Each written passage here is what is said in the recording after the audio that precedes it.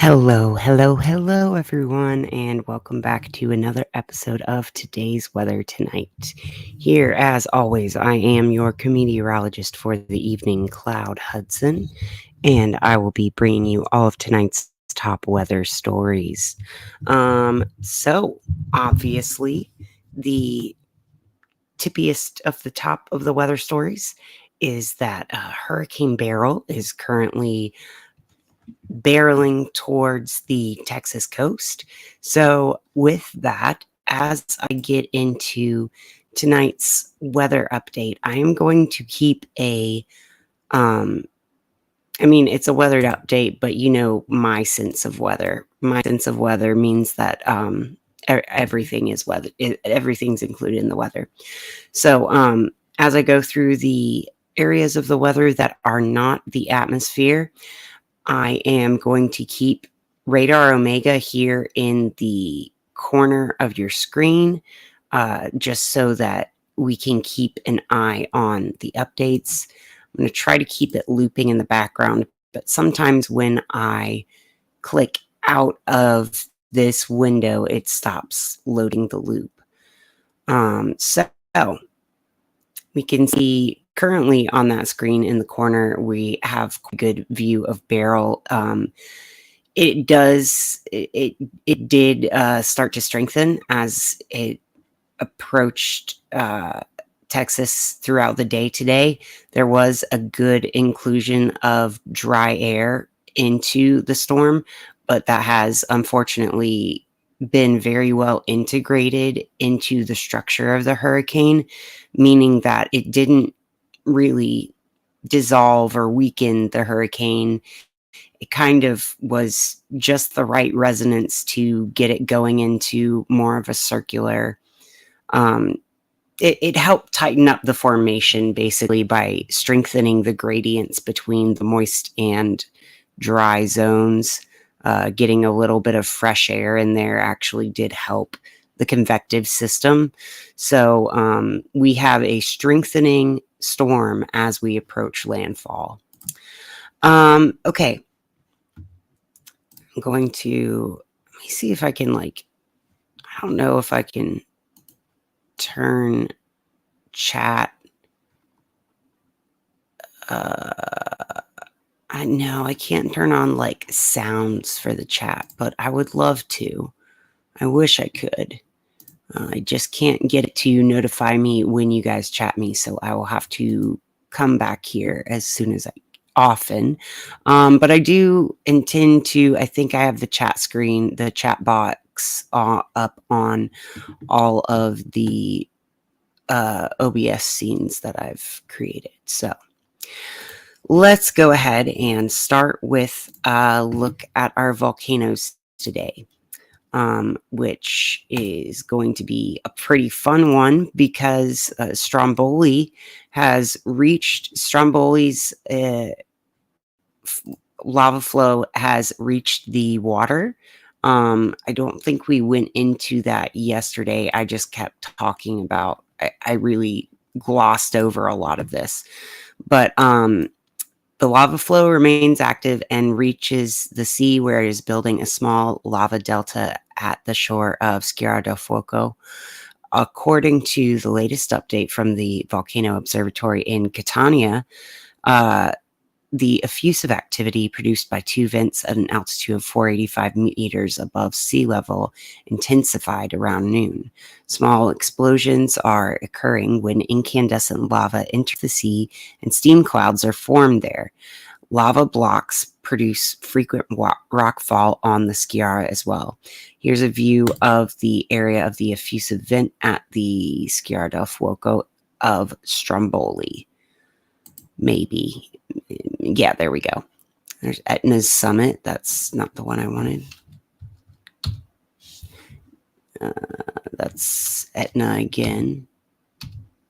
There we go. This is the Stromboli, as we are getting steam created by the evaporating water as it hits the sea. Then Etna is also exploding here. Here is a giant ash plume fountaining from Etna's Voragine crater. You can see the little precipitate, these vertical lines below the big ash plume, that is where there's heavier particles settling out and unable to rise further in the atmosphere.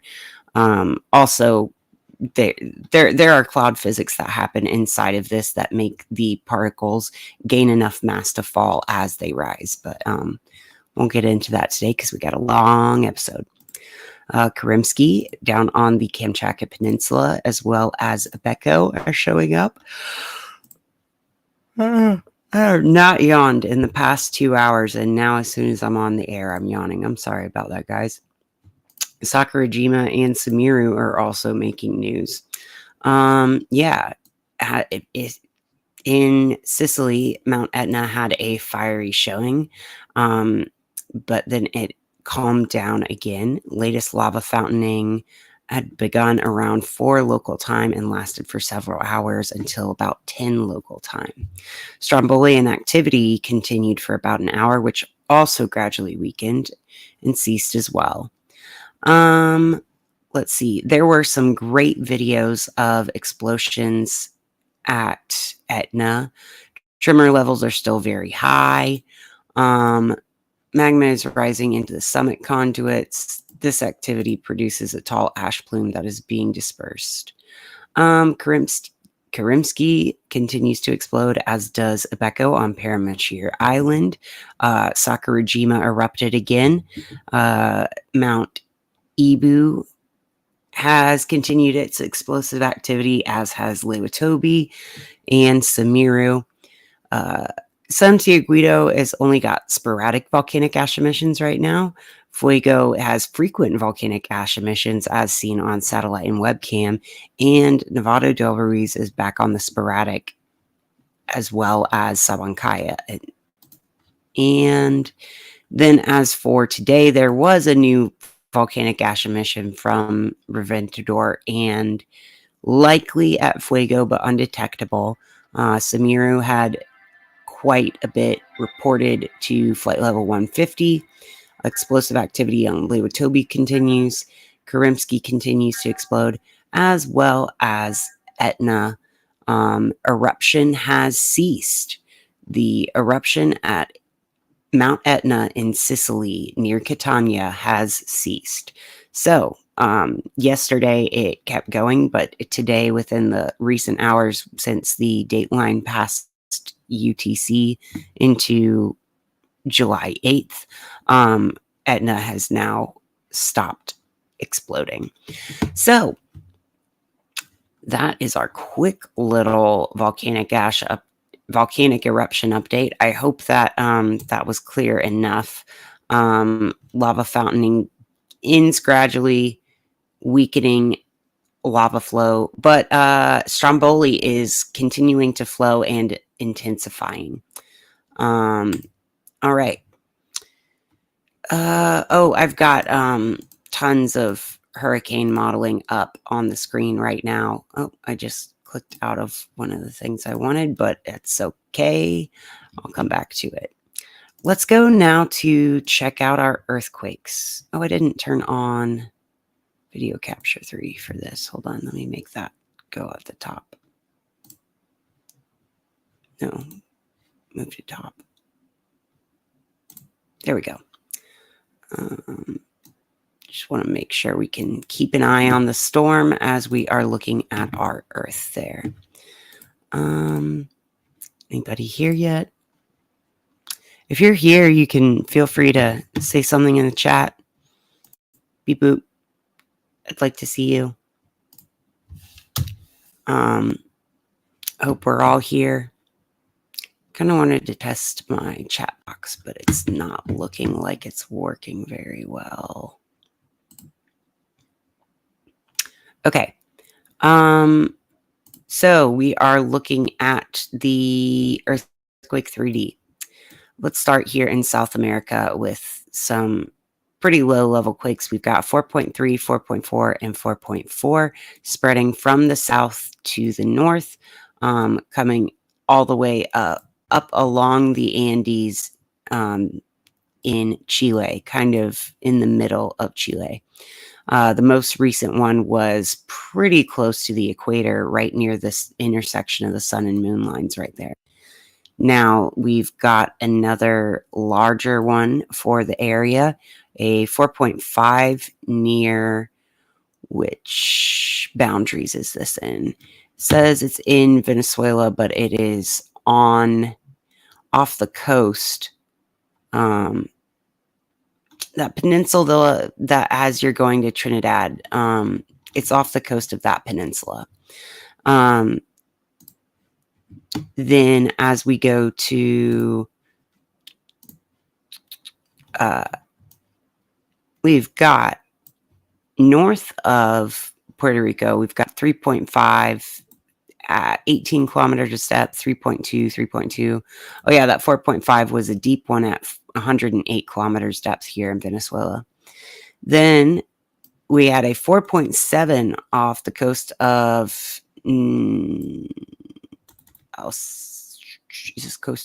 Nicaragua.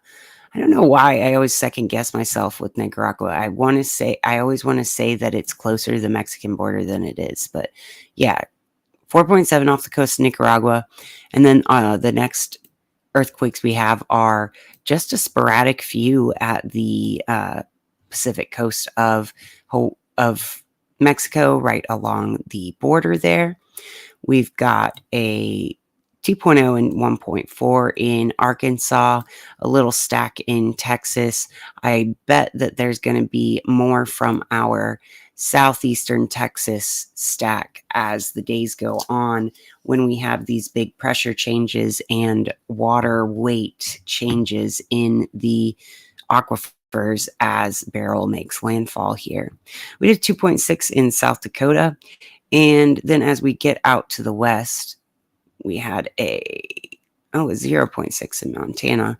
Let's take these ring sizes down so I can see stuff. And maybe take the intensity. So our 3s and over, look at the swarm we've got here just on this side of the Baja Peninsula. We've got, let's see, a 4.0 was our strongest in this stack at 85 kilometers depth. Then lots of 3s. 1, 2, 3, 4, 5, 6, 7, 8, 9, 10, 11, 12, 13, 14. 14 quakes in the past 24 hours that are over 3.0. And that number keeps climbing when you go down to the lower intensities. But that is over on the Mexican side of the border on the Baja Peninsula. Everything in California is pretty well dispersed. The energy is pretty low lying except for this 3.1 because it's in so many different areas that it can't really attenuate the energy. This is an area where we saw a lot of, over the past 3 days, we saw a lot of activity off the coast of the Vancouver Island, but not really there today. 3.2 and 3.1 up here in Canada. And as we get into Alaska, we've only got our lower level quakes, like only a couple over 2.5, this 2.9 and 2.7 up in Denali National Forest. One is, or National Park, State Park, whatever. 2.7 at 89 kilometers depth and a 2.9 at 0 kilometers depth. So those are pretty big next to the 3s. But then when we pull back out, we see that the majority of our quakes have been lower level and quite a few surface quakes too. As we go down to Hawaii, we've got a 2.7 outside of the stack that comes from the Kilauea crater basin, like the Kilauea volcano crater basin. This 2.7 happened way to the west of the Big Island. And then our main Big Island stack includes a 4.0 at 7 kilometers depth. Then also some upper level 2s surrounding that 4.0. So that definitely makes a lot of sense. This 4.0 came at exactly 14 kilometers south of the Fern Forest. So this is a little bit further away from the Volcano National Park that has been having most of this seismic activity, but it is in an area of steep slope as you are going towards from the crater row to the sea. Okay, now, biggest news we've got. Oh, wait, I don't want to skip what we've got going on in Kamchatka Peninsula because we had two 5.5s, one at 73 kilometers depth, and then actually three, I think, here. Yeah, one 5.5 at 41 kilometers depth, one at 73, and one at 70 kilometers depth. So three 5.5s measured here right at the intersection of these two curves in the plate boundary, which also I think is connected through this undersea mount ridge to Hawaii. This is the biggest, deepest earthquake story we've got today. We've got 6.2 and a 6.1. The 6.1 is the surface quake, and the 6.2 happened all the way down at 571 kilometers depth. And right next to it was a 4.3 at 398 kilometers depth. So this is right in the middle of the top of the diamond of the Philippine plate right here. It is near the Mariana Islands, pretty close at least, but not really on the trench. Well, actually, no, this is near the Bonin Islands in Japan, not Mariana Islands, the Bonin Islands. And let's see. Oh, I'm not seeing anybody in the chat, but I see that I've got 3 viewers. So hello. This is a comprehensive weather forecast. So we are going to cover Beryl soon, but I do like to review what volcanoes and earthquakes have also happened today, just so that we work our way up from the spheres. 4.6 in Indonesia and a 3.1 in Australia. Australia's Gold Coast has been dealing with flooding over here too, and we're going to see some interesting video later in our news section about how Australians deal with flooding. 4.5 at 35 kilometers depth here, and a 4.4 at 295 kilometers depth, along with a 4.5 at 462 kilometers depth. Working our way along here. Doesn't look like we got anything too close to these 6s in the area. We did get a 4.9 here on the border of the Antarctic and African plate, but that was like right at the change of the date line last night. So this was technically on July 6th. I don't know if I covered it in our update though. We had a 4.3 up here in the hills of Afghanistan near the Tajikistan border. Got a 4.0 here at Georgia, Armenia, Turkey border region. We've also got where'd it go? Yeah. A 4.7 and a 4.9 here in the middle of Greece. Usually we see quite a bit of, there we go. I was going to say, when we have the Greek feed turned on, we usually see quite a bit of activity happening there. 4.6 here at 50 kilometers depth that's the one. Yeah, that's the one right here, actually on the plate boundary in the, I think, Ionian Sea, the one between Greece and Crete. Then, a 4.9 as well. Let's turn these back up so I can see. Yeah, 4.9 to 4.6. The 4.9 was also right here on the plate boundary. Turn these ring sizes up so you can see they do kind of overlap. When you have the ring depth or magnitude exaggeration size on, you can see them kind of overlapping their rings. That's a good illustration of how they would be resonating like drops of water in a pond, creating ripples together, and then spawning these earthquakes in quite the middle of their overlap regions. Quite clear right here, with those 2.7s placed all around. Then we go turn on our lower level quakes, and we can really see, I think Greece won for the concentration of lower level quakes today. All right, and that is it for our earthquake update. I am going to close Earthquake 3D, so I hope that, well, I don't know, am I? Because we just got those 6.1 and 6.2. I don't want to miss an update. But I mean, that was at 4:01 p.m. my local time, and it's 12 now. Yeah, I'm going to close Earthquake 3D so that we don't get bogged down with RAM. I have a pretty fast computer, but it does get kind of overwhelmed sometimes. Okay, now what everyone's waiting for. It is time for our Hurricane Beryl update. I'm going to move my face over here, get some water, because we are about to talk about the water. Let's see. Oh, nope. Don't open that program again. Okay, there we go.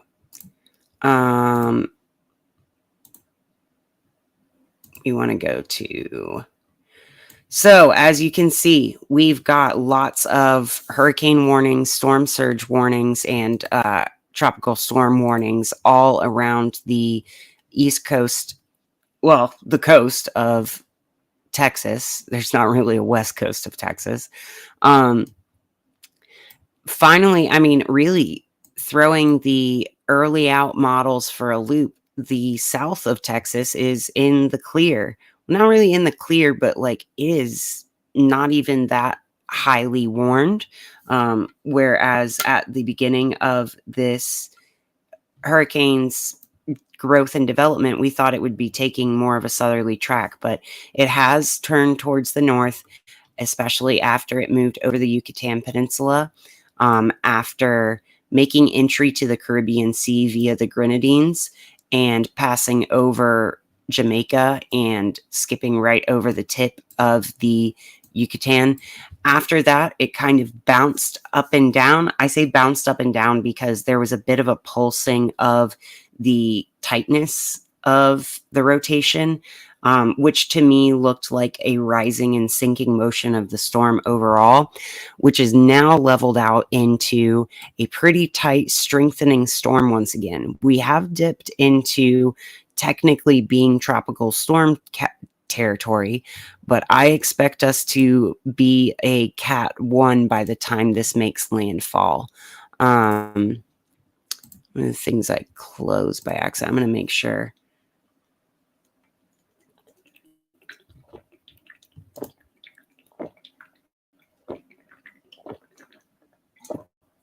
I wouldn't be a meteorology streamer, if I didn't have like an annoyingly large and loud with me.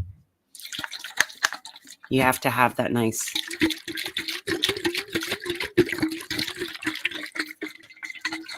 water ASMR, I think, to qualify.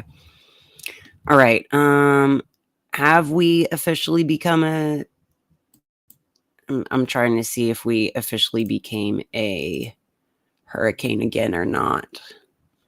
Let me look that up.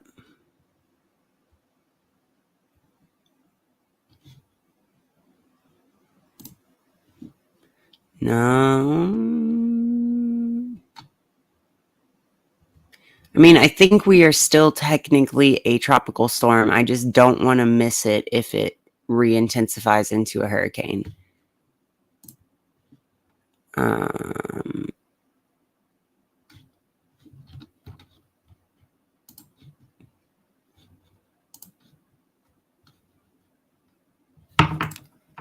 That's not what I want to do. Hold on. Let me get this up.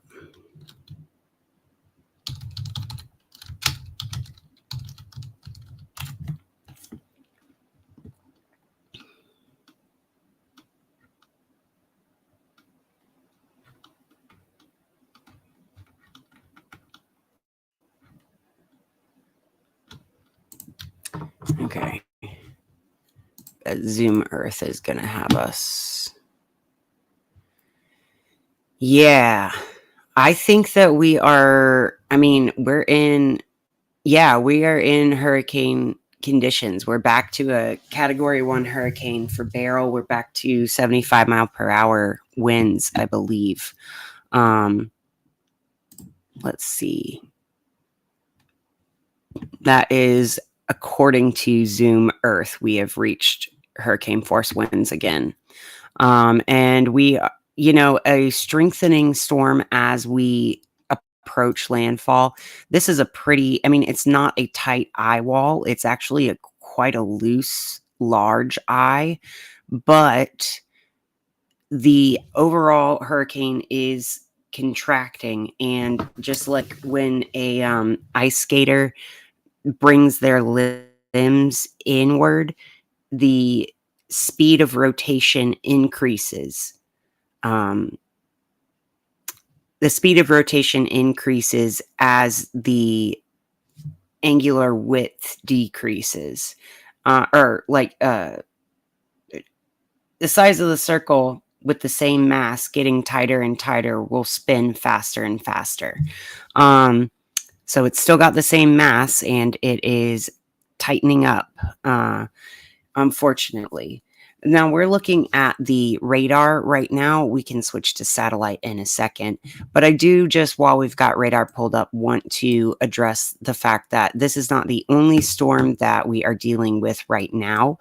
We've got 92 warnings and watches up right now. That is 3 severe thunderstorm warning, 11 flash flood warning, 1 special marine warning, 6 special weather statements, 2 tornado watches, and 3 severe thunderstorm warnings. And that is just the storm ones. We've got 14 hurricane warnings, 13 storm surge warnings, and 44 tropical storm warnings live right now. So where are all of those warnings coming from? Well, obviously, a lot are coming from Beryl right here, and we've got 2 mesoscale discussions in the area about that. One being a watch probability issuance of 60%, and one being a flash flooding likely mesoscale precipitation discussion. Then over here there is this very low amplitude wavy stationary front that is creating a lot of rainfall in the south that is not part of the circulation. It's not part of the actual storm of Beryl, but it is somehow connected. It is slightly connected because this storm is coming in and squishing air together, creating some convergence, also feeding a lot of tropical air into the deep south, hitting this cooler air mass that is trying to circulate things up towards the northeast. Like we've got air that wants to go this way along the tangent to this front that's got kind of a wavy definition there. And that is contrary to what this hurricane wants to bring in, which is winds going this way. If you notice, the tangent for that would be the opposite direction. So here, as we have a lot of it's a steep wind directional gradient, because in order to go from all the way that way to all the way this way, you need to go through 0, which means that there is going to be really fast wind changes in lots of directions there. And as we are set up with a lot of moist air that is hitting up against this front, that's really what the stationary front is the spinning up of, when you I don't have a pen or a pencil, but yeah, if you do your hands in opposite motion like this, the pin rotates just because of 2 things going in the opposite direction. There's a little bit of that energy going on along this stationary front where we're really spinning up convection. There's a lot of precipitable water in the air here. We've got severe thunderstorm warning and watches, as well as a special weather statement here from Lubbock, Texas, through Wichita Falls and up to Ardmore and Ada, just south of Oklahoma City in Oklahoma. This is an area that got a lot of tornadoes this spring, and it's getting some flash flooding now. Or we've got radar indicated flash flood warning here north of Ardmore, between Ardmore and Ada. So if you are a farmer out in that area, hope that your crops are ready to infiltrate that water pretty rapidly, or at least that you have a good hydrological balance on your farm. Now, I will get back to the hurricane. Don't worry. We've also got down here in southeastern Colorado some really intense, some really high DBZ values, which is like brightness of return flash from it's radar. It's brightness of radar, and radar brightness is determined by bouncing off of larger or smaller water aggregates. We are warned for up to 1.25 inch or $half size hail up in this severe thunderstorm warning here. We've got flash flood warnings for Fowler and La Junta or La Junta. I don't know how to say it. Colorado. We've also got a special weather statement as we get into Nebraska. And all of this is under a mesoscale precipitation discussion for flash flooding possible.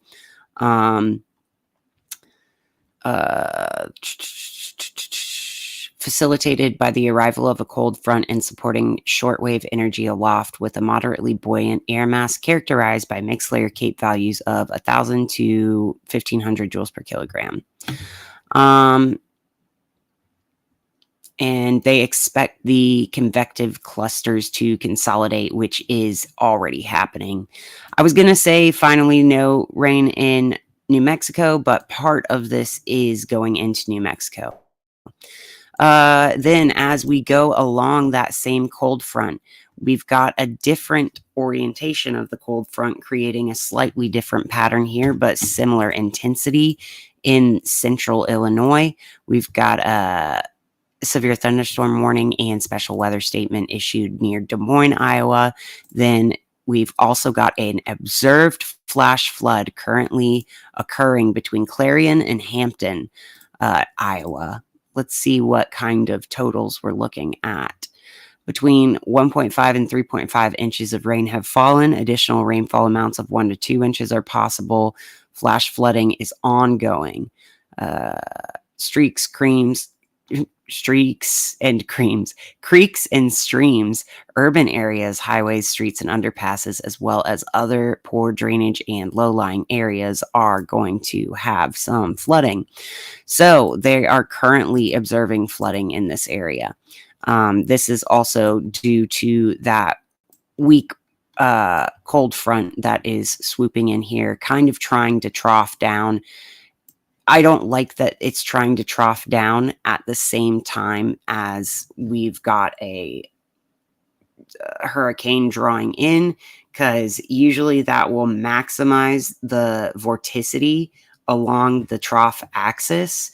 When vorticity is maximized along a trough axis like this. And when you swing down and there's already a cutoff low right here, the trough can kind of kick or scoop up the storm. I'm not saying they're going to combine right here. These two boundaries, however, probably will combine soon in a certain way, probably mixing in lots of severe weather to come as Beryl moves through the Midwest. I think it's going to move along the Mississippi up into Chicago. Now, then, in addition to that cold front back here, we've got this weak wavy front right here, the stationary front that's creating the the one along Oklahoma and Texas border, that is also scooping up a lot of this Beryl tropical air mass into New Orleans. New Orleans, this isn't really a rain band from Beryl, but it's not part of it. It is in the gradient of, yes, this is hurricane driven convection, but it is not part of the central hurricane cell itself. This is in the gradient outwards where you're like, well, it's kind of Beryl, kind of not. That's getting drawn straight through New Orleans, or not New Orleans, I'm sorry, Morgan City, up into Baton Rouge. So everybody here on the Gulf Coast of New Orleans and your low-lying areas, be very aware that we are probably getting not only rainfall, but I would say probably storm surge, because if you remember that the winds probably going tangent to the storm out here, this is like a due north wind tangent. This is going straight in, headed for Baton Rouge. So probably gonna get some onshore wind gusting, onshore storm surge flooding in Louisiana, even though you're not being hit by the direct eye and center of the tropical storm or hurricane. Or I haven't verified if it's officially a hurricane or it's just reading as hurricane force winds on Zoom Earth. Okay, we've got in Atlanta a flash flood warning radar indicated. Looks like the main cells of convection have moved out of the area, but and the backside ones are petering out, kind of tapering off here. But Atlanta, I mean, the folks who work at the Weather Channel probably are dealing with their own flooding, even if they're just in the studio today. We've also got a mesoscale precipitation discussion for flash flooding likely between Georgia and South Carolina, including more of our observed flash flooding warnings. The observation is here in Lancaster, Pageland, and Jefferson, South Carolina. This is just south of the North Carolina-South Carolina border. I'm sure that they are getting some decent flooding up here in like Charlotte, Monroe, Wadesboro, along that, is that I-90 or I-70? 74, that's it. Along 74, really, that like road to the beach, that area out towards Wingate, you're getting a lot of rainfall right now.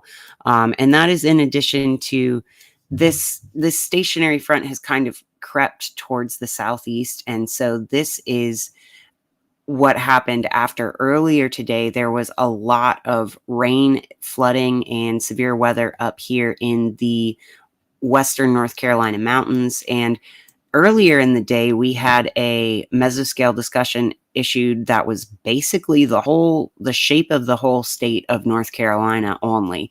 This little convective cluster was spread out, draped across the whole state earlier today, centered along I-40.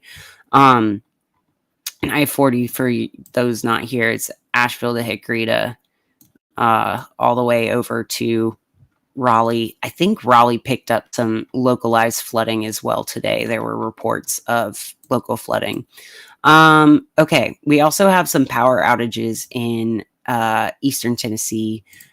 We've got power outages everywhere though. Then, yeah, we really don't need the rain to come soak the ground ahead of time before Beryl gets here, but that is what's happening.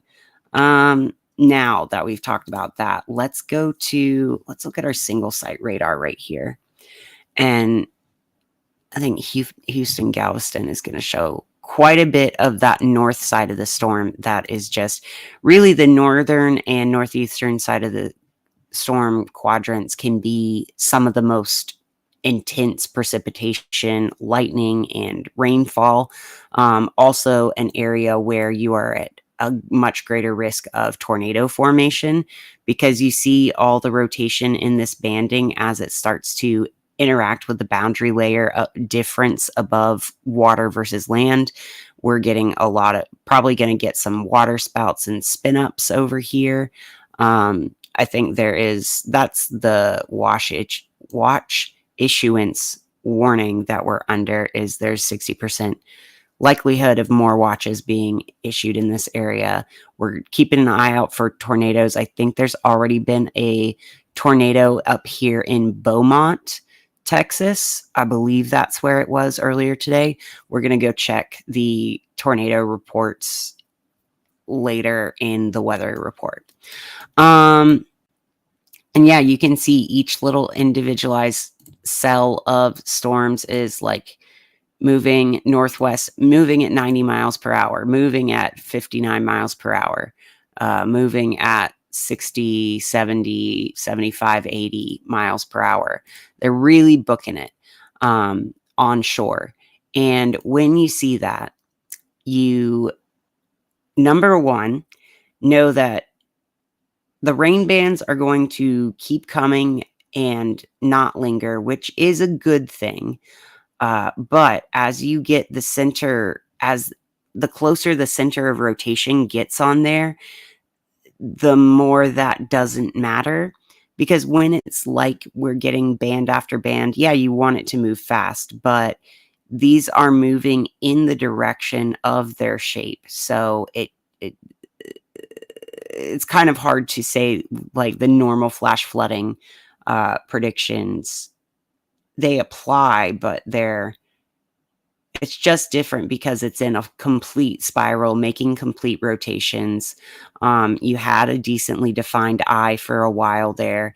Then in the overnight hours or into the after sunset hours, we've had a lot of reforming of the eye. It's trying to undergo an eye replacement cycle right here. Eye wall replacement cycle.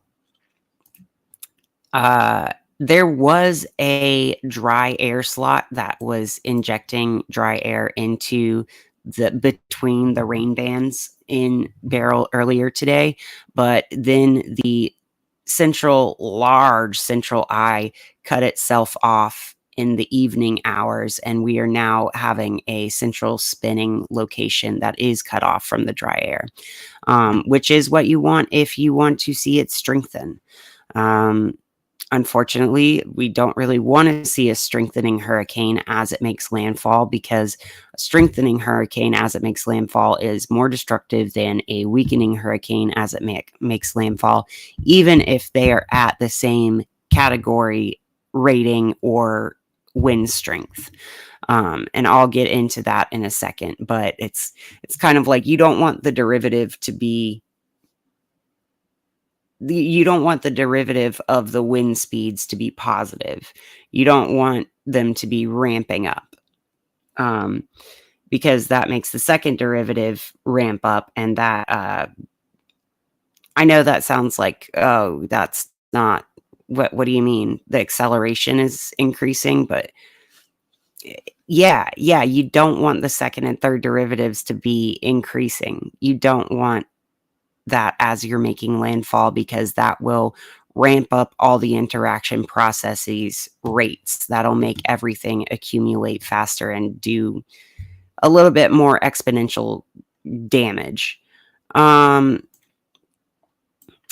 I don't think I'm making myself very clear with that, but I don't care. Frankly, this is a joke. This broadcast I'm a comedian. So, oh, hello, Jenny. I'm glad you're here. It looks big. It is big. Thankful for electricity to watch tonight. I think I'm safe. Just saw the Big Dipper. Wow. Is that a closed eye? Yes, I think it is. I think we did technically get a closed eye right before sunset. So that is not good. It's not what you want to see if you're trying to avoid damage. I'm going to switch us to the Dvorak technique, and you'll see the closed eye a little bit better soon. But let's look at satellite imagery for now. And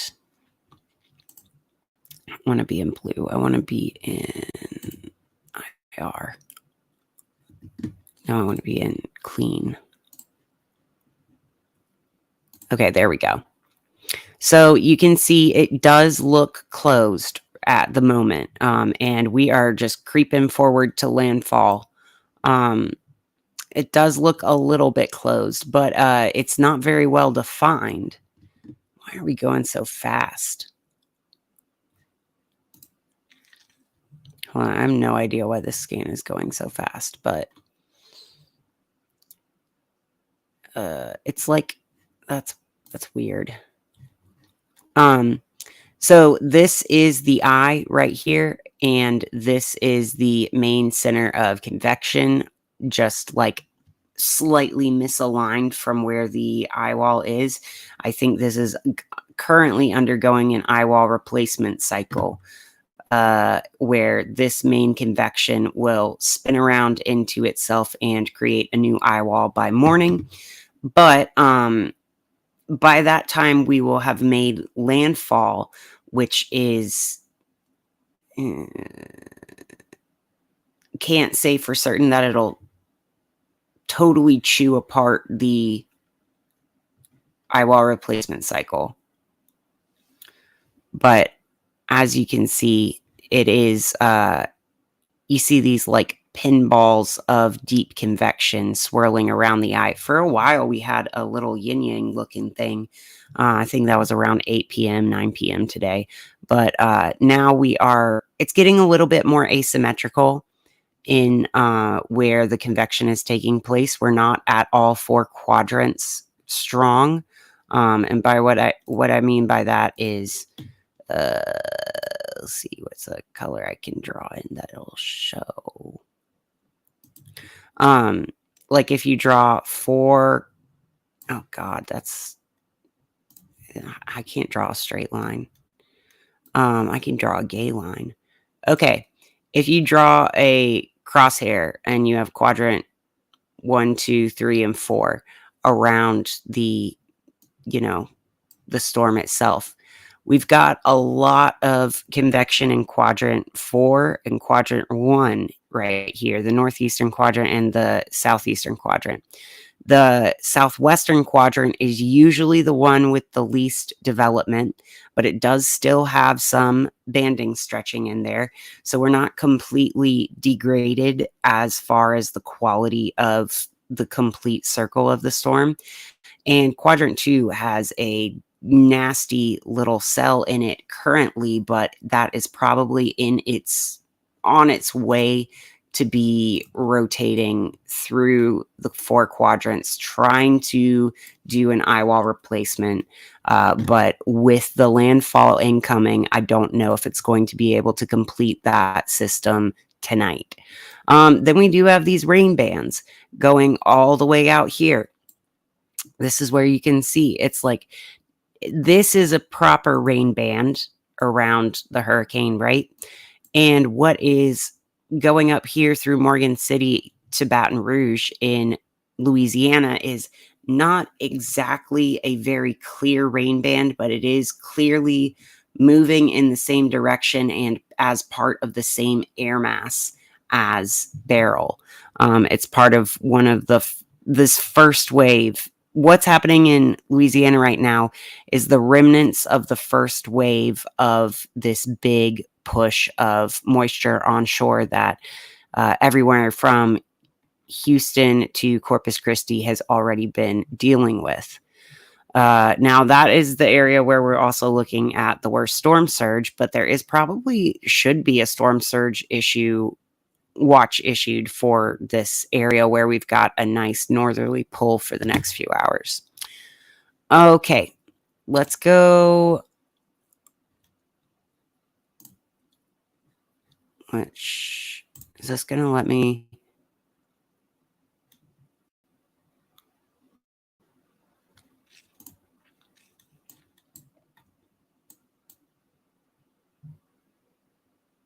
Go 16 mesoscale. Oh, that gives me less. Doesn't give me quite as much. Yeah, I don't know why the Hurricane Beryl specific, the rate that it was showing was so weird. But you can see that this is rotating, and it would be better. It would be a healthier storm if that rotation were an eye wall around where we have a surface gap. But it's kind of slanty, like a multi-layer cake that is just a little. That's the shear, the wind shear that we had hoped would tear this storm apart as it made landfall, but it's looking like that's not contributing. The dry air slot and the wind shear is what we wanted to break down the storm, and it's not breaking down the storm quite as much as we had hoped. I don't know if there's some prayer warriors out there that just went to sleep or what happened, but things are looking not as weak as you would want them to if you are anywhere on the Texas coast. Jenny, I'm glad that you have power, though. I think that you have told me you are closer to way south in Texas. Like maybe you are south of where these warnings are. So I hope that you're okay. You might have to, I don't know, you might have storm refugees coming around soon. Who knows? Looks like we are expecting a landfall to happen between Lake Jackson, Galveston, Lake Jackson, and Port Lavaca areas where these precipitation and where these two mesoscale discussions overlap right here is pretty good estimate of where we're getting landfall. And it'll feel like landfall right now because, as I said, this is the strength of cloud temperature. This is the strength of the clouds that would normally be encircling the eye wall. So this is probably going to feel like you're in the middle of an eye right here, even though the eye is way down here. Okay, let's go now. Let me see. What product do I want to leave us looking at?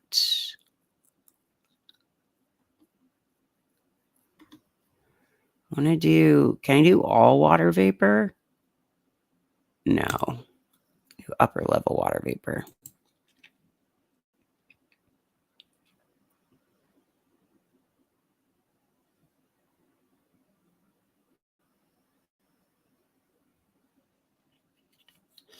Okay. Should I leave that? No, I think I want to leave it on radar instead.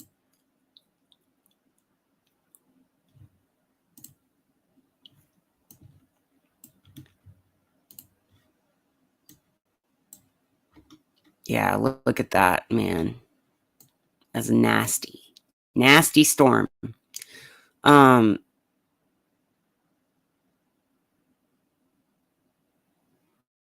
I'm waiting for this to load so I can click away and then show the rest of what I've got pulled up.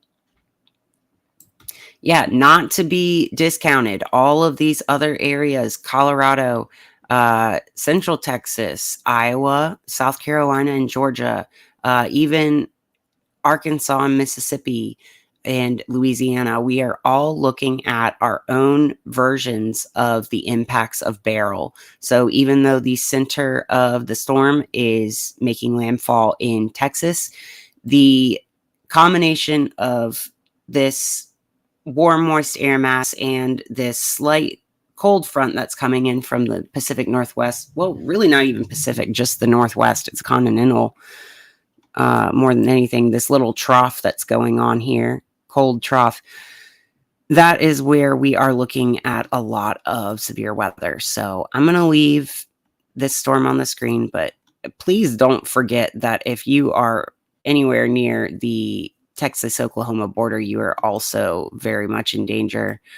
There's lots of flash flood warnings all over the country right now. But I'm going to leave this here.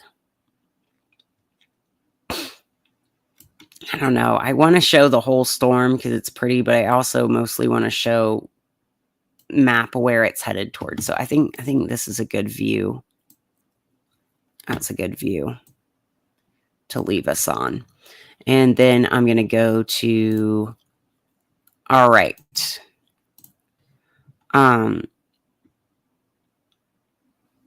Port Erasmus 78373. Just got back from beach, water up slightly, but listening to you outside on deck. Hello, Storm. Can you hear me? I love you. You're doing a great job. Just please don't kill anyone. I would love to not.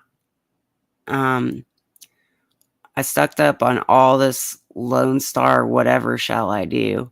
Well, I know that you're stocked up, and maybe there are people who are going to get hit that actually didn't stock up. So let's be thinking about, keep your ear to the ground if there are any storm refugees who come south to seek higher ground, seek shelter. If your local Red Cross or any emergency management response sites are taking donations, I'm sure they are going to need them in the Houston area because, listen to your local emergency management services, because it is very hard on the roads and emergency management people if people just start pouring into the disaster area. You want to try to coordinate with a larger organization to get those supplies inward somewhere.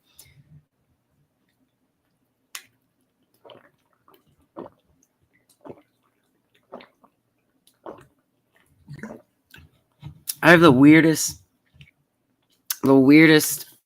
drinking spout on this. It's like a circle, but only half the circle has air. So it is very loud to drink out of. But I do like this water bottle a lot. I feel like Max Velocity now that I have a metal water bottle to I feel like I'm always, when I listen to his broadcast in the background, I'm always hearing his little metal water bottle clink.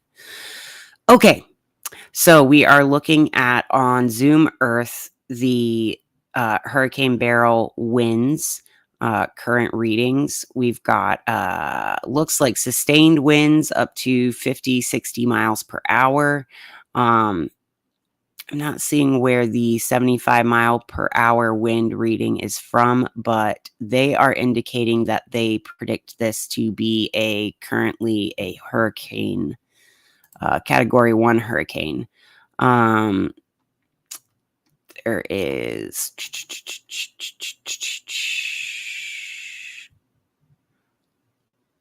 It will become a post-tropical cyclone after it makes landfall also. Between midnight and 8 o'clock, we are forecast to be, that is probably our last hurricane zone. We've been in a tropical storm status since July 5th, around the time that Beryl made landfall in Cancun. This is a former hurricane, Category 5 hurricane, as of July 1st and 2nd. So, we're probably experiencing weakening as soon as we get ashore, but for now, we are not weakening. Things are looking pretty strong. Our wind gusts, however, those are up to 93, 94, 95 mile per hour wind gusts sustained. Wind gusts, not sustained. And our sustained winds are here in the 60 mile per hour region. So sustained winds of 60 miles per hour and wind gusts up to 90. I would call that a Category 1 hurricane. But I don't think that the National Hurricane Center has officially relabeled it as a hurricane yet. This is the image, the Dvorak technique. This is the type of infrared plot that I like to look at hurricanes through, because I think this is the one where we saw the face of a wolf in it a few days ago.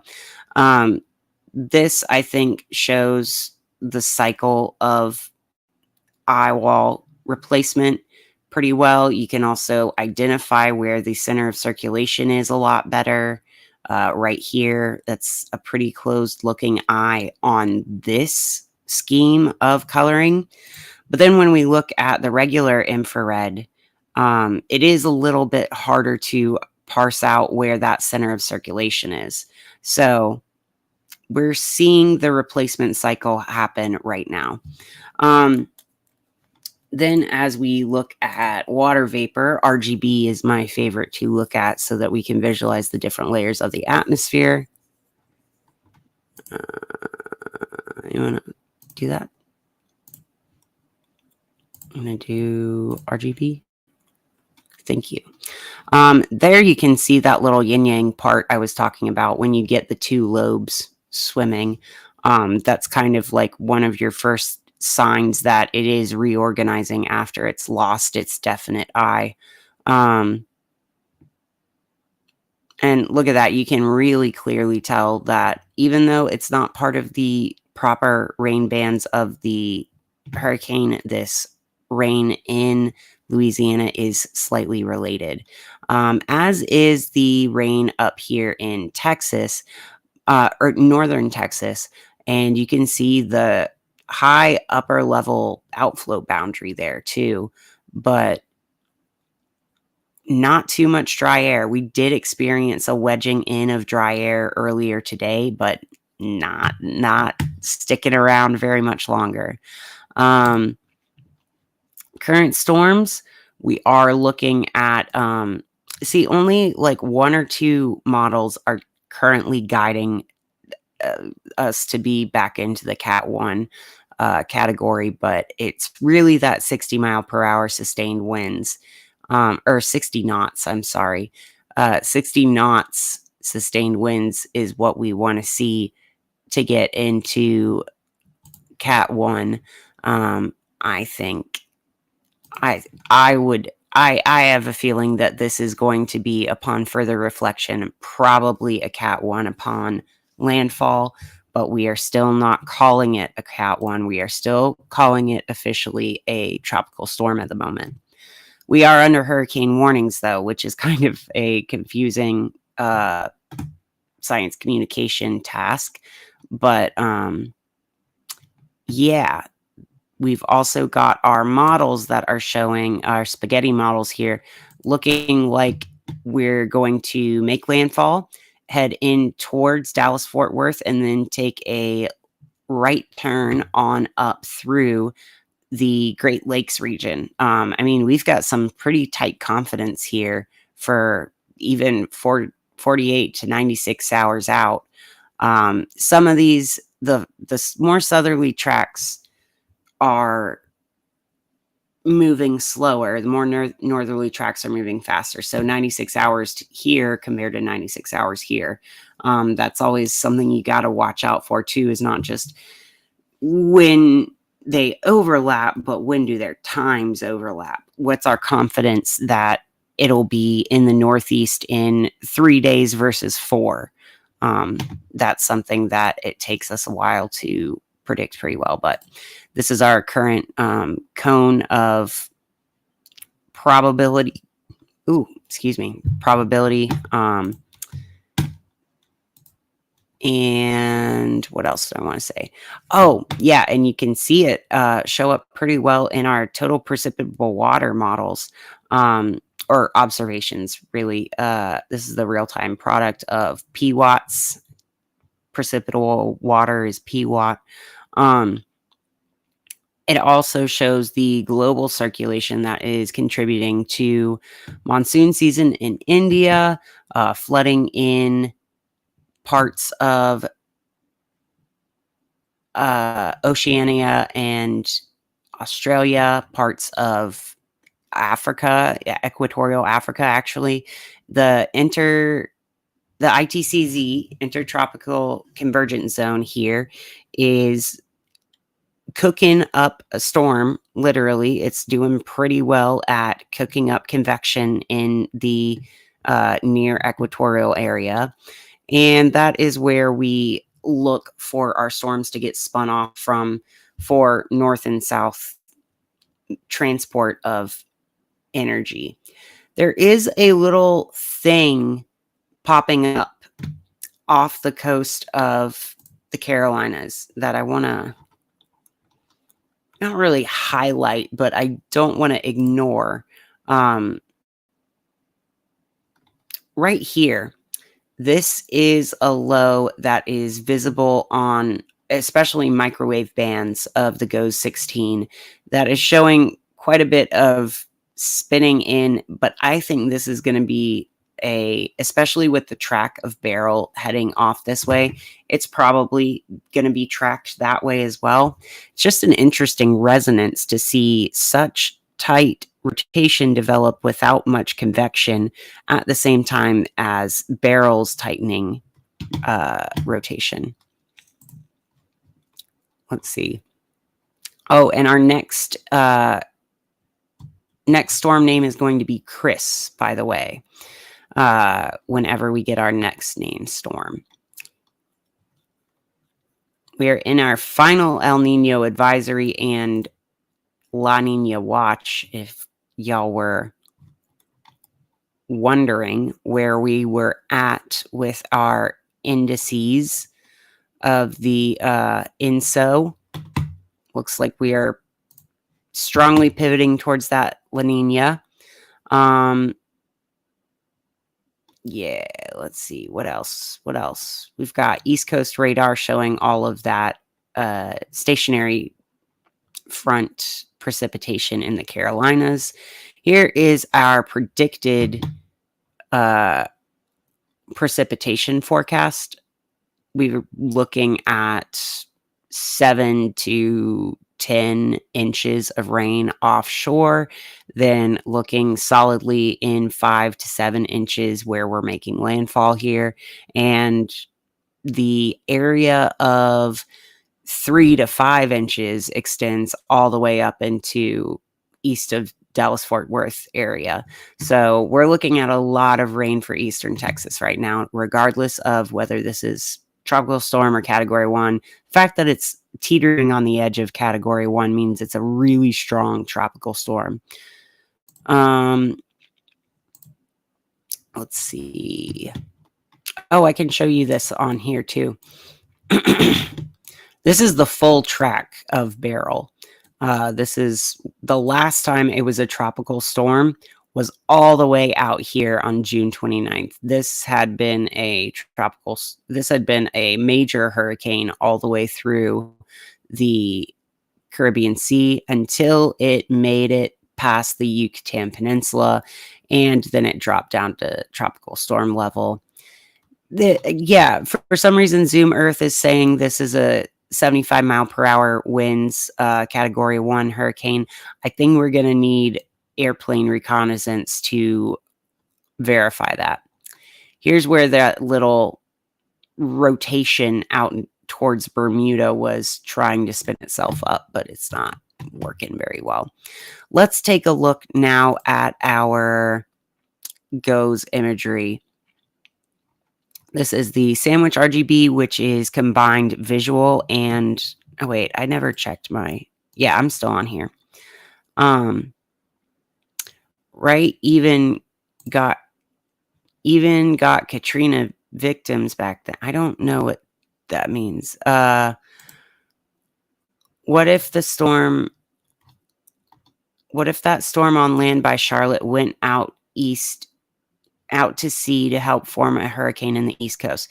See, that's what I'm afraid of. And well, not afraid of, because I try not to project fear into the world, but that is what I am looking at this center of low pressure rotation with thoughts about. Because if you see, it does look like the divergence is happening right off the coast of like the Chesapeake Bay, New England to Maryland region. That's where it's diverging. And that means that the component of this north and south transport that the outflow of this Carolina storm is going to interact with is swirling around the southern side of this low rotation.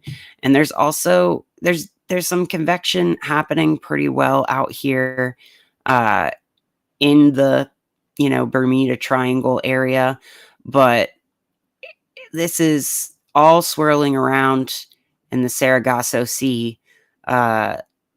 Not usually an area that's like hot for development, but it's got really strong rotation on it and a strong potential vorticity unit anomaly. Oh my God, I can't talk.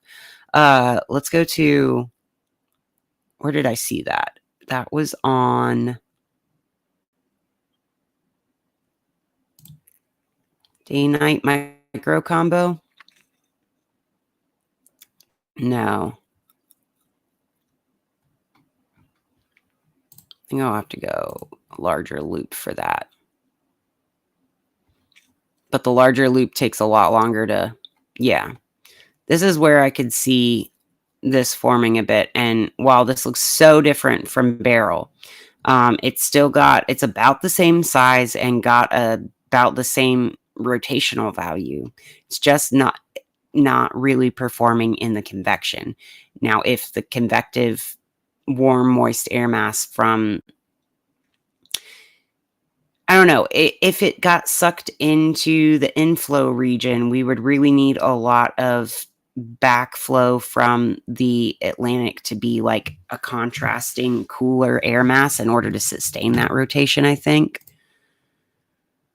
Let's see if this will you load for me now? But yeah, yeah, Jenny, that is exactly why I was keeping an eye on this, and I was surprised that more storm sites aren't looking at this as an area of interest. Because look at that. I mean, that is perfect rotation. That's beautiful. Will the actual storming from the Charlotte area make it out there, though? No, I think this is going to be a situation of recycling air that Beryl pushed into the southeast out into this one. But like I said, with the way that our upper level trough, or with the way that our west coast trough is swinging in here, it should be trying to sweep through and push stuff out to the Atlantic. So even if this develops into a big storm, unless we get some sort of upper level geometry that wants to bring it ashore, I don't think it will be coming ashore, even if it becomes a storm. Where was the one that showed my potential vorticity units on there?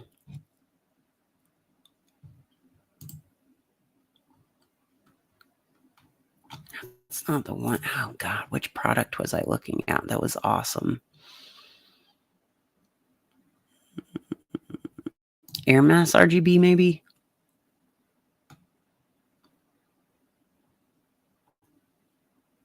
Yeah, that was the one.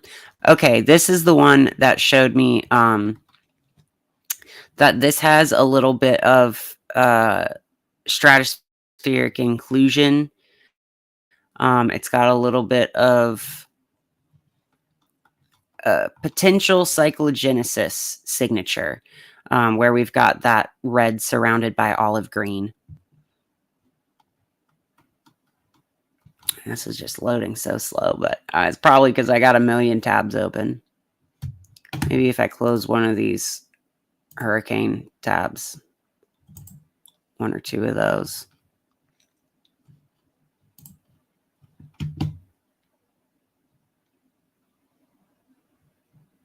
Our most recent aircraft recon didn't get too many sustained winds over 64 miles per hour and none over 83 miles per hour. But I think this is, in my opinion, really, really borderline of being a tropical storm to a hurricane. Okay, now we can see that convection. That's a really tight spin. It's spinning about as rapidly as Beryl is right now. And you can see that the air mass from this is flowing into the convection bands here. It is increasing in its convection close to the rotation as well. So that being said, I don't think it is something we need to worry about on the coast yet, but I'm keeping an eye on it. This is a great illustration of Beryl's redevelopment as it's approached the Texas coast. Really, like everything that was a big deal yesterday has spiraled outwards into the larger area, like the larger mesoscale area, and you can see that outflow boundary so clearly from this Texas Panhandle storm. I love when you can see that on satellite, like this big whoosh of rain-cooled air pushing its own little micro front.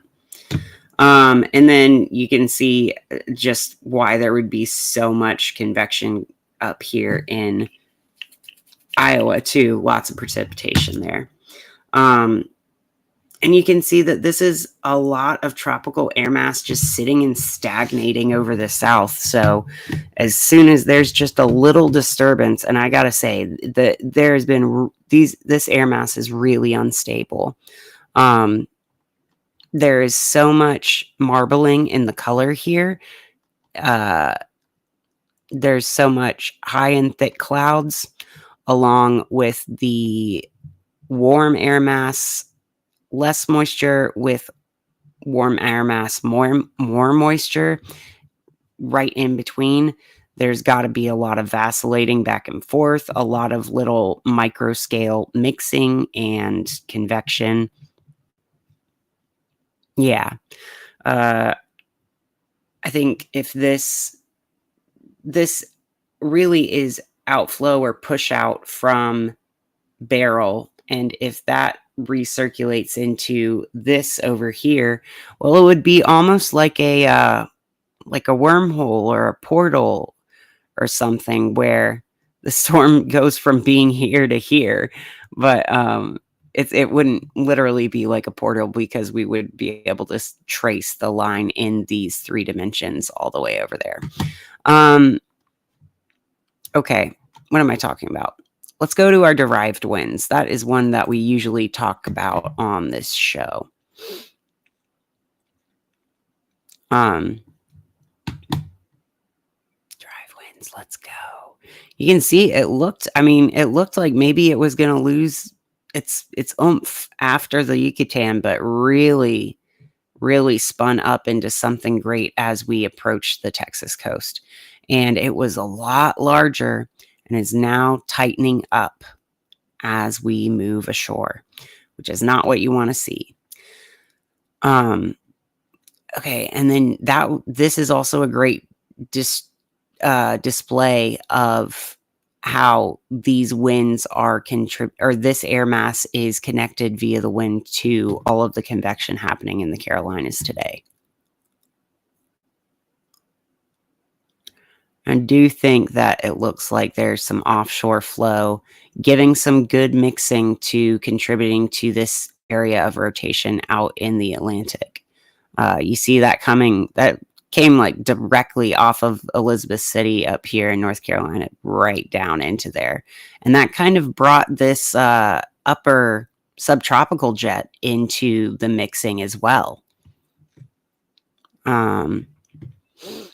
Okay. That is that is going to be enough for my current crap. Lost internet for several minutes. Well, welcome back. 4 of y'all are here. I do want to remind you that this is a weather show, a complete weather podcast that includes all forms of weather in my reporting, in my nowcasting. So as we are having a tropical storm make landfall in Texas right now, I am going to keep our composite radar up on screen, but I'm going to continue on with the newscast because there's a lot of news to cover today too when it comes to the atmosphere, including one of the first ones I want to get to is mitigation efforts are underway at Lake Livingston Dam after a potential failure watch was declared in June. The potential failure watch was from all of this Alberto and otherwise entrainment related flooding that Texas has already seen. This is the Lake Livingston Dam right here. This is the area that's being mitigated. And they did say initial mitigation efforts at Lake Livingston Dam are set to be completed by Monday before rainfall from Tropical Storm Beryl hits, but that is no longer the forecast. The forecast is that it is hitting overnight before Monday. So, like, it's already raining there. I don't know what they want to do. One spillway sustained damage and it began to erode due to high impact flows. They would really like to be able to use this spillway for releases. This is how they control flooding. Dam spillways are kind of like a check and balance with the dam so that it doesn't overtop the dam the way that it happened in the Rapidan Dam in Minnesota. That one is where the rate of flooding was greater than the rate of discharge possible by the dam. So the flood went around the side of the dam and started to eat away at the earth that the dam was built into, meaning that the dam didn't do a damn thing. I am also a comedian, so you don't even have to forgive me. I'm not going to ask for forgiveness for making jokes. I think that is part of. I think the weather makes jokes at us, so I'm allowed to make jokes about it. Now, you don't have to get all serious all the time when weather happens, because you could be like Australian bloke um, that said, Gold Coast is flooding. Let's let's ride our jet skis in 1 foot of water. What could possibly go wrong? What could possibly go wrong? Who could possibly get their ankles hurt or have a jet ski crash or have it flip and land on top of you? What I just don't understand. They're not taking this seriously, and I'm not taking it seriously either. I'm not taking Australia seriously. This is Australian behavior, then I'm not gonna take the country seriously. What are they doing? You could run into which also probably pretty bad for erosion. Wakeboarders and jet skiers are not the best environmental creature that exists. But you gotta find joy. You gotta find your joy. I don't think that Australians living in the Gold Coast, however, have that sad of a life that they need to find that much joy. Maybe these colonizers are a little too happy. Yeah, he's making fun of me saying you could get really hurt doing this. Well, yeah, yeah, you could. You get really hurt by somebody punching you in the face because you look like a okay. Take flooding seriously. Don't ride your jet ski in the floods. I can't believe I have to say that. Okay. What other? Oh, I wanted to start with water. That was my water news. Let's go to fire news. Fire news. California wildfires blazing. We got the lake fire in Santa Barbara County. That one is currently enclosing upon what was formerly Michael Jackson's Neverland Ranch in Los Olivos, California. So the excessive heat warming there's been excessive heat and really low relative humidities, which has dried out the vegetation really rapidly, which makes it all a big tinder keg, a big pile of tinder for burning. There's also been the Thompson fire in Oroville, and the worst, most stubborn fire in the state is the Basin Fire in the foothills of Fresno and the San Joaquin Valley. That is only 60% contained. There's also the French Fire near Yosemite National Park, which was started Thursday and contained 45% as of Sunday morning. And the McCain Fire in San Diego County, which started on July 1st in San Diego, 95% contained. Let's just take a look at that wildfire activity map, and you'll be able to see what I'm talking about. We're in red flag warning and watches, both in Northern and Southern California. We've got these up pretty much everywhere around Los Angeles. There are wildfires breaking out just literally everywhere. Just literally everywhere there's wildfires. We're looking at, the closest one to the city center is here near Mandalay Drive, City Terrace Drive. That is a July 1st support incident.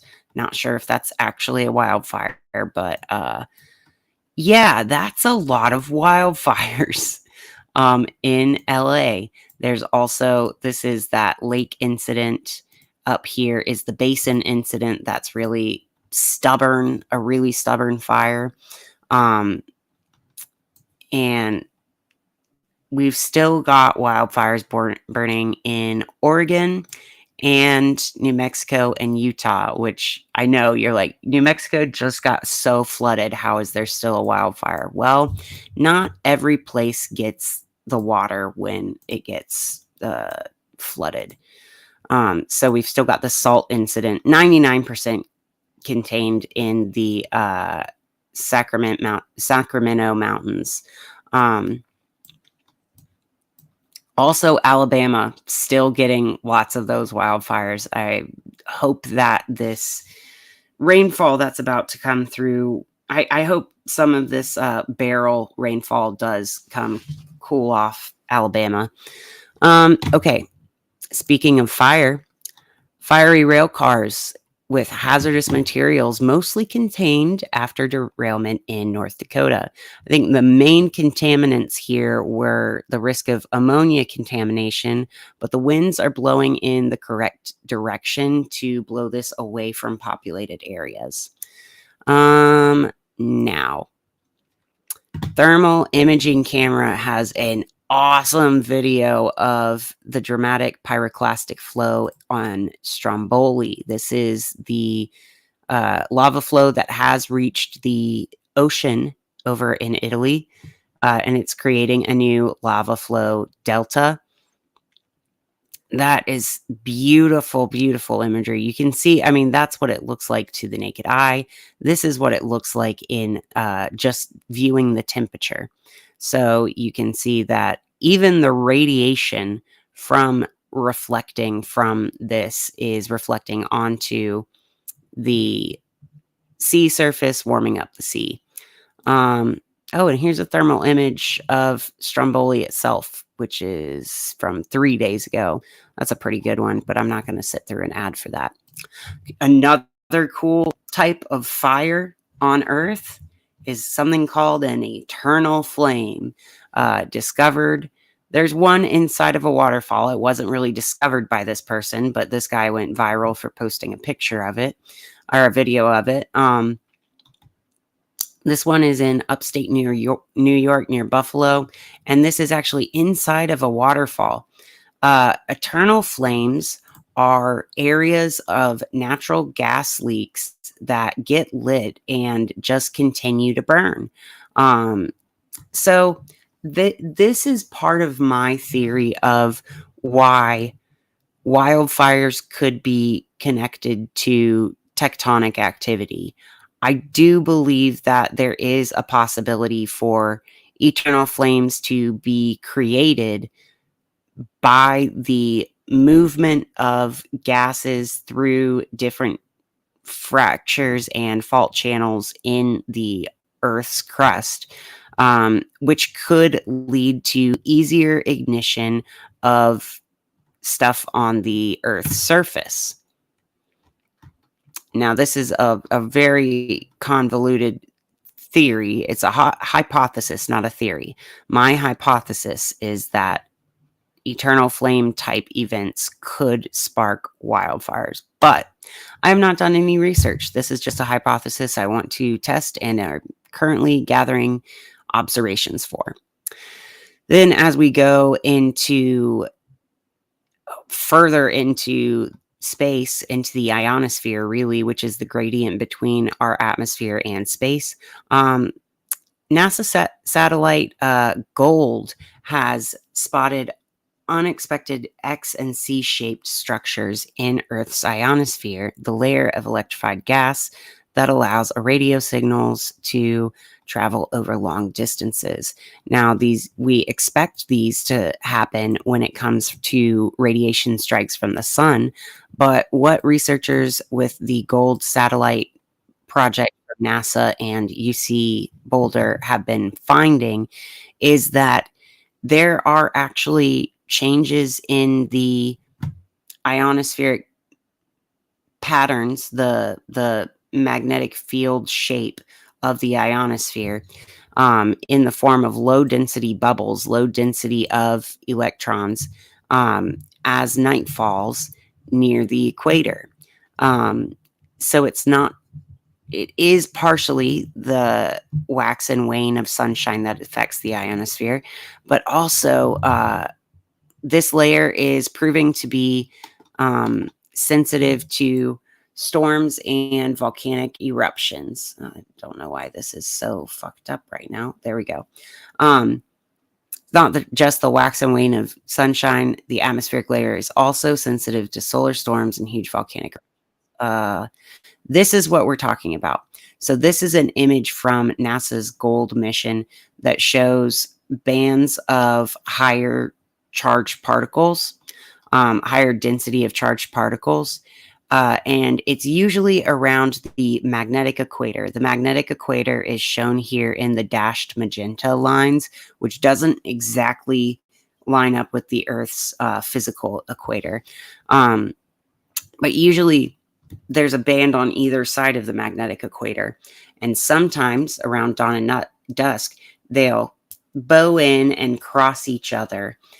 But this recent study that was released shows that they call it EIAX, equatorial ionization anomaly, X-shaped patterns occur after periods of downward vertical drift, which is a necessary but not sufficient condition, and are also generated during pre-sunset hours and persist until later local times. So that is really interesting because they are examining questions about this is really about the interplay between the ionosphere and the atmosphere. What are the forcings? Can the lower atmosphere force changes in the ionosphere? And can the ionosphere force changes in the lower atmosphere? This is a really important study, I think, that will be groundbreaking in the future of meteorology. I think we are going to look back at this spring of research that has a time of huge leaps forward in meteorological understanding of the connection between space and our atmosphere. Now, speaking of space and our atmosphere, you can actually punch a hole in the ionosphere. You can actually make what is essentially, well, something that looks like Northern Lights by launching your rocket. When Firefly Aerospace launched the Alpha rocket back in September of 2023, it was recorded that they did punch a hole in the ionosphere by burning fuel in the middle section of the ionosphere, and that caused the ionized oxygen and carbon dioxide. What? Oh yeah, ionized carbon dioxide and water vapors from the rocket's exhaust caused ionized oxygen atoms to recombine into normal oxygen molecules. This means they went from those ionized molecules to being regular molecules again. That excites the molecule and leads them to emit energy in the form of light. Remember when you're talking about like electron shells jumping down and up, you release a burst of light. These have been in the form of red lights, and this is similar to how auroras form, except auroras are caused by solar radiation heating up the gases rather than recombining them. Aurora don't have quite as much of a force to recombine these atoms as the burning of jet fuel does. So that is our news update today. Let's go to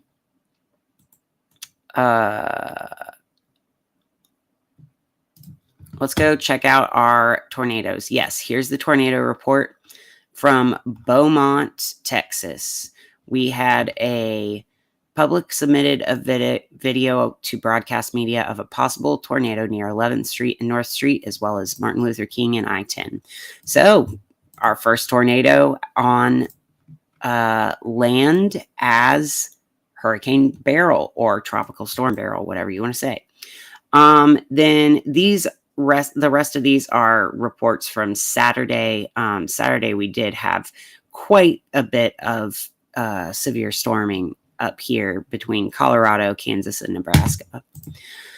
Then as we go up in the atmosphere, let's take a look at our Schumann resonance data for today.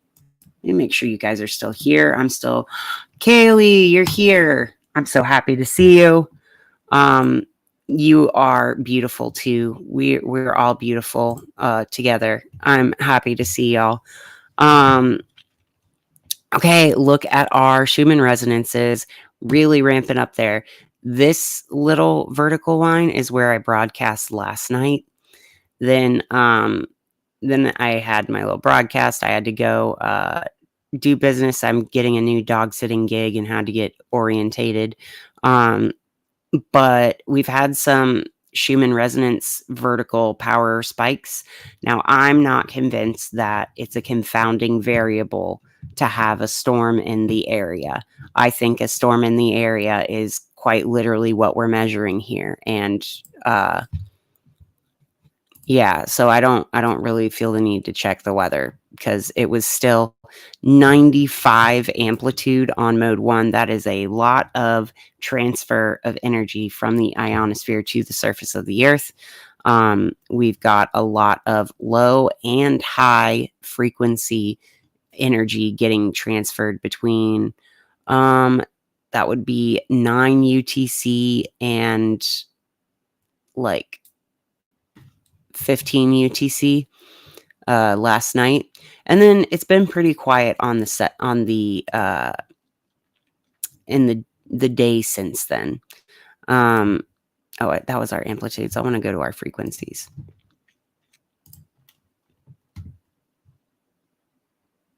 Yeah, our frequencies are still pretty high, even though, I mean, during that amplitude burst, we did dip down in our frequencies. We're still sitting pretty high. We've got some pretty high frequencies of energy being translated in the sky. So from that, let's take a look at what our space weather has been. Let's see. Any updates on Beryl? Zooming in more and more. The eye just keeps looking more swirly, twirly, and closed off. I think we are getting closer and closer to the completion of an eye replacement. right now. Right there. Oh my gosh. Yeah, we're getting, this thing is going to, I think this thing is going to be a Cat 1 when it makes landfall. Okay, so the 6th, we had a coronal mass ejection. The 7th, we had a couple, and then we have seen nothing since then. Let's see what our models are predicting. I mean, if this were to make contact with us, I think it would be this weekend. But I don't see that they're modeling much coming towards us. Looks like they've modeled that this doesn't have quite the range it needs to reach Earth right here. I don't know. I don't know about that. I'm skeptical about this forecast. I really do think that partial halo would contribute some increase in activity to us. Looking at and it has a little bit. Hemispheric power is slightly up. We're at a KP2. Solar wind is slightly up. We're not really in a geomagnetic storm, but our interplanetary magnetic field is a lot stronger, sitting near 7.7 around 7.2 to 6.9 nanotesla, and in the southern direction. We also had a moderate M2.49 solar flare, as well as a 1.3 solar flare. And we have a waxing crescent moon. So if anyone was looking for aurora, it might be an okay night. If you're really lucky, you would see it. But I don't think it's going to produce a whole lot today. Let's go ahead and take a look at our solar flares. Yeah, solar flares. It looks like about several hours ago. I want to say like 4 or 5 hours ago, we had a longer time of extended M-class X-ray radiation flux, lasting for about 2 hours. We had a little X-ray bath. Then for let's look at our home. Yeah, I mean, our big sunspot flare, that was this 13664 that started with an M9, has done very little on the Earth-facing disk. The new one that we're looking at as a big boy is 3738. That's a beta gamma type configuration. That seems like it's promising. Promising to get some good solar storms. Let's take a look at our SDO imagery. Look at this. Somebody texted me. I might be being told to be quiet.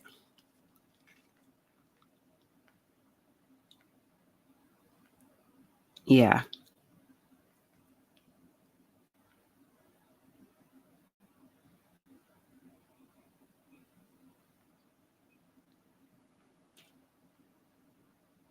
Okay, yeah.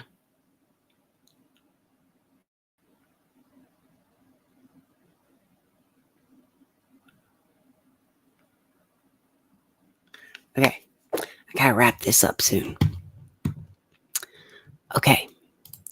So we're going to be on ASMR style until the end of this broadcast because my upstairs neighbor, roommate, dad needs to get up early for work. So we're going to have a nice, quiet, sexy little whispered ASMR end of the broadcast. Oh, look at all of this right here. That looks like it wants to get loose. This looks like it's trying to connect over here and they want to spring off. I think we're getting ready. We're in a little lull. We're in a little ebb and we're about to get more flow. Okay. I usually never tell me how I was psychic enough to know that my dad was telling me to be quiet with that text. I usually don't answer my phone during the broadcast, but I just had a feeling he was gonna say something. Okay.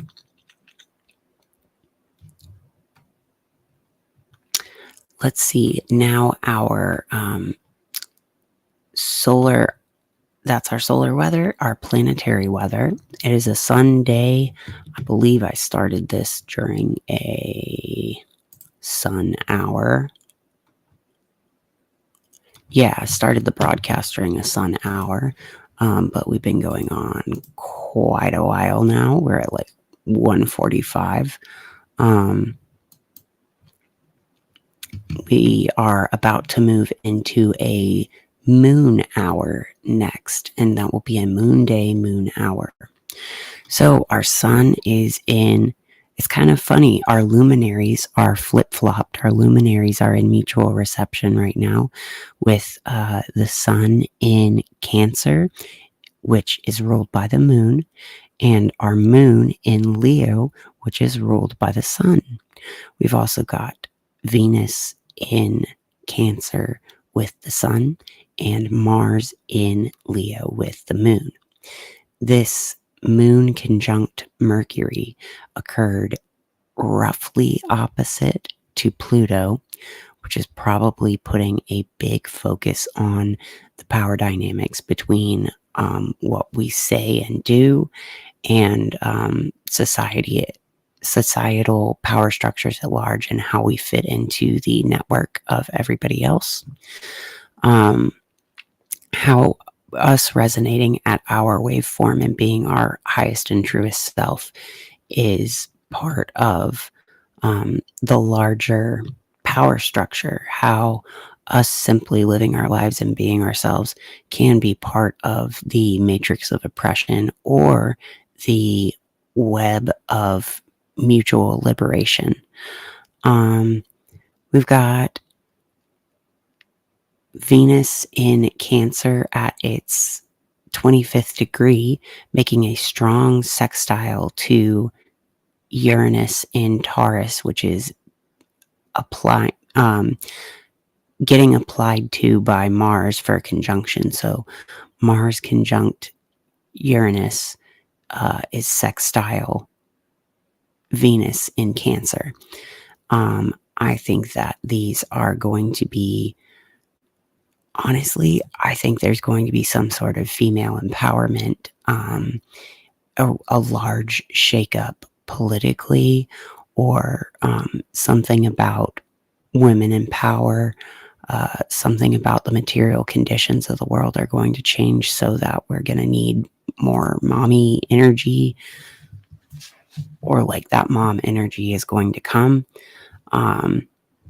Honestly, this looks like it could be a good setup for, well, I don't really speculate on politics, but if there were, say, a current female vice president who would ascend to power and be the new candidate, I think the next few days might be the time when that decision was made, if that decision were to be made. Will that decision be made? I don't know, but it looks like it could be. Or maybe this would just be a time of speculation of that decision. We've also got Jupiter in Gemini at 9 degrees, sextile to that Moon Mercury conjunction in Leo that just happened earlier today. So similar to how Mars and Venus and Uranus are all talking in the Cancer Taurus world, we've got Jupiter and Mercury, that kind of magical, mercurial, make things happen in an instant, playing with the ether as your artistic medium, using time and luck as your constructive tools, working in the medium of time and luck, using social connections and your soul's divine purpose. Gemini being social connections, and Leo being soul's divine purpose. I think that you're probably pretty well poised to make some manifesting actions at this current time. Could I manifest more viewers for my channel right now? Sure, possibly. Do I know how to do that? Not tangibly, but I do think it's going to happen. But I don't want to talk like I don't love y'all. I love you. I love you all so much, and I don't want more viewers if it means that I wouldn't be able to get to talk to you as much. So let's continue talking about the upcoming. I don't want to talk about the Pluto opposite Venus. I'm not excited about Pluto opposite Venus. I think that's going to be a lot of violence. That's going to mean a lot of sexual violence in the world. So it's not going to be super fun. But it could be a liberating breaking point tower moment kind of thing. Okay. Let's not forget that everything happening in the last decan of Taurus and Cancer is also forming a grand sextile with everything happening in the last decan of Pisces too. So there is a deep, dark ocean depth aspect to this. This kind of makes me think of that 6.1 and 6.2 earthquakes that happened earlier today in really deep in the Philippine plate. Okay. Now, let's go to... Oh, yeah, and there's another grand sextile being formed if you count the nodes in... the North Node in Aries as being sextile to Jupiter in Gemini and trine to Mercury in Leo.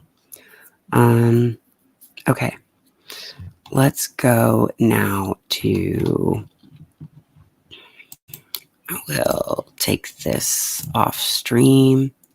Actually, I'm going to show on stream, but smaller, and go to our atmosphere. Because I don't want to...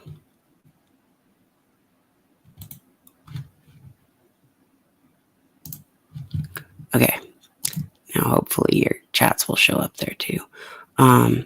Okay. Let's go. Let's get a reading. And I haven't done a triple card reading in a while, so I'm going to return to that good old faithful tradition. We're going to do our... we're going to use our holographic tarot card deck right now. We're going to thank this labradorite, this raw labradorite that's been sitting and charging with my holographic cards. Bottom of the deck was a 3 of Swords. Very stormy card, one of the clearest rainstorm cards there is.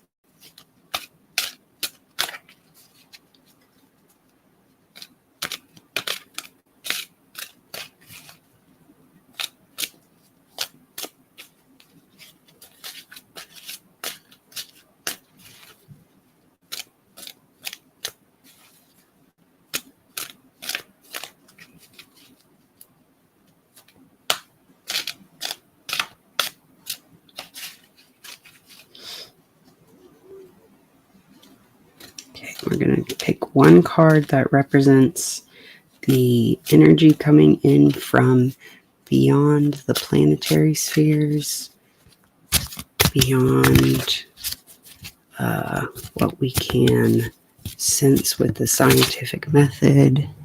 Okay, thank you. And I got it sideways, but I think I first picked it up looking reversed.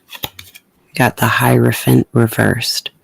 That is the traditional knowledge keeper, the organized religion knowledge keeper, the guy who keeps things in the protected society of clerical knowledge, the lineage of magic being passed down through earned traditions and apprenticeships, but also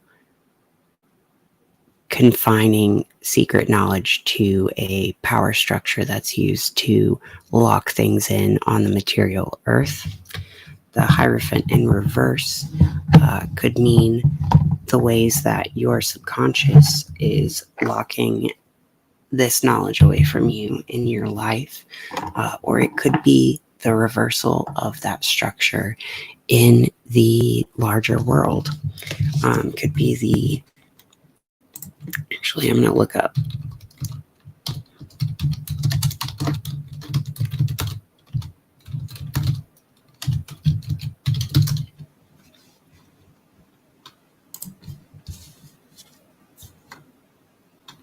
Okay. The most positive form, the Hierophant reverse, reminds you, doesn't want to, that you are your own teacher. So yeah, again, the knowledge that you have locked away in yourself through your many layers of conscious and subconscious and preconscious mind. All the wisdom you seek comes from within, not from some external source or power. You are being guided to follow your own paths and adopt your own spiritual belief systems rather than blindly following others. And this is, I'm quoting from Biddy Tarot, which is one of my favorite interpretation sites. I also like what it says about challenging the status quo. You're encouraged to examine the way we do things around here. Hierophant reversed is like a rebellious teenager who begins to question society and take part in anti-institutional activities. Oh man, when I'm saying all this, my solar plexus is like really, really activated. I feel like the Hierophant in reverse sometimes because my sun is in Taurus and it's opposed by my Pluto in Scorpio, which is conjunct my ascendant in Scorpio. So this is like how I've felt my whole life. I feel like I am finding a lot of wisdom from my internal spiritual journey, but it feels very oppositional to power structures in the world. So my personal liberation has been tied up with global liberation of the masses from oppression, because the way that my oppression has worked in my life has been as a teaching tool. It's been a mechanism that served me. It served my spiritual enlightenment. And I think that we all have the power and the opportunity to see suffering and hardship as a gift, so that we can a gift and an opportunity to learn and work through new ways of living and new concepts of personal power. Be your own Hierophant. Next, we got the Liminal Space deck.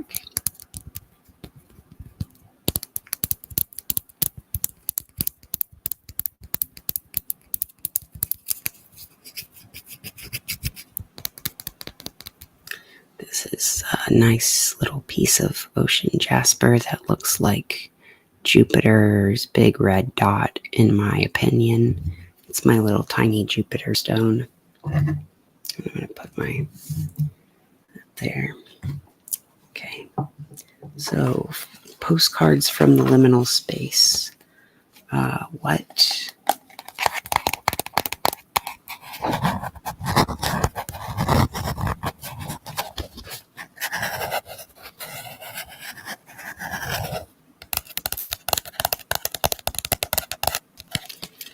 postcards from the liminal space. Please send us a postcard from the liminal space regarding the energy coming into the universe currently, the energy coming in through the ether, through all things beyond what we currently understand with science, beyond even the borders of our religious and traditional knowledge ways. What is the message we need to get from that other side of existence? What is, I think that tried to jump out. Okay. This is the message we need to get from the other side is haunted by ghosts. Haunted by ghosts. I have not pulled that one yet. Let's see what that means.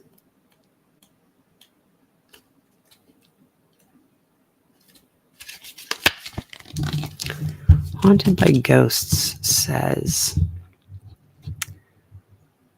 or to be held hostage by the past due to the persistence of a repressed, unresolved thing.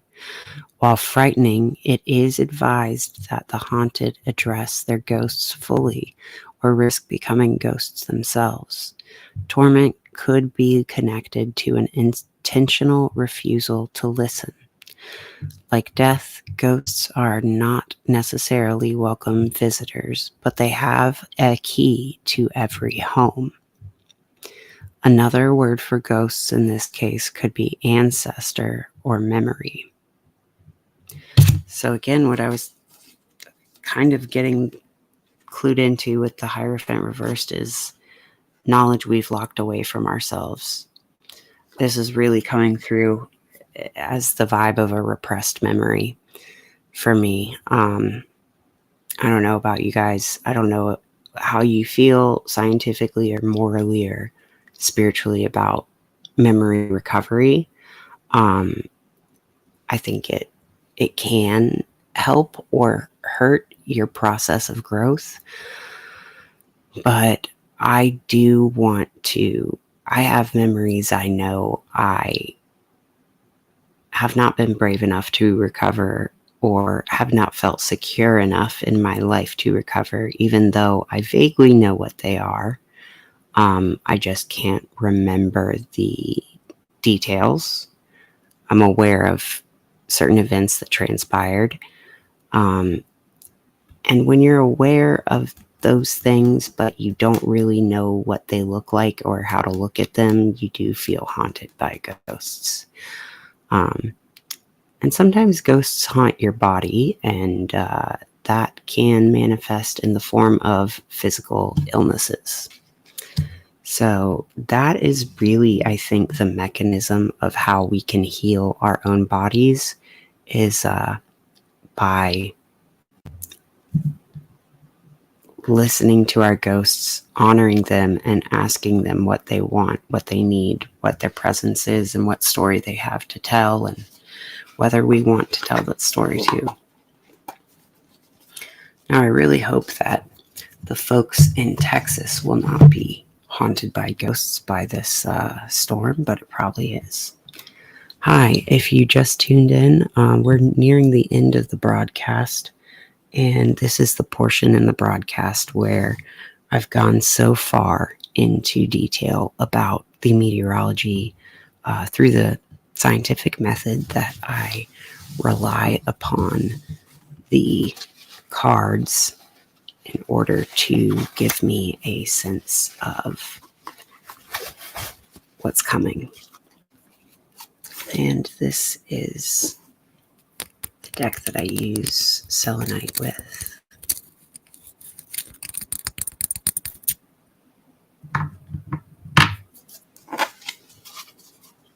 Gonna see what goes with the Hierophant reversed and haunted by ghosts. Thank you right away. By visualizing my desired outcome, the perfect action is always inspired. By visualizing my desired outcome, the perfect action is always inspired. As your desire to feel good leads you to thoughts that feel good, the perfect action will be inspired from that alignment. All that inspired action is always joyful.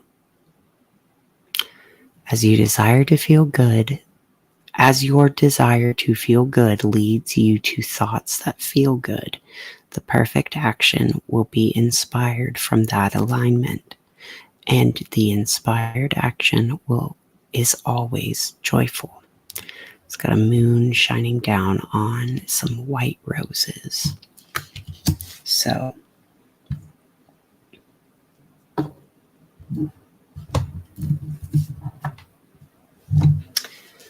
this is the reading that we got today.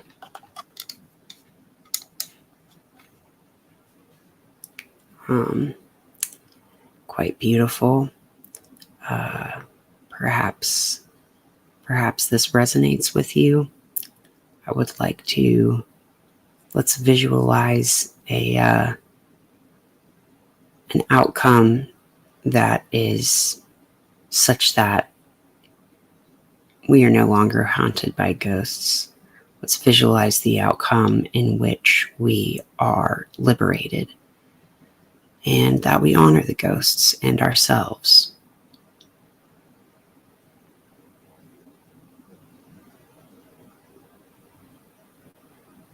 All right. Okay, so this has been another episode of Today's Weather Tonight. Thank you so very much for watching.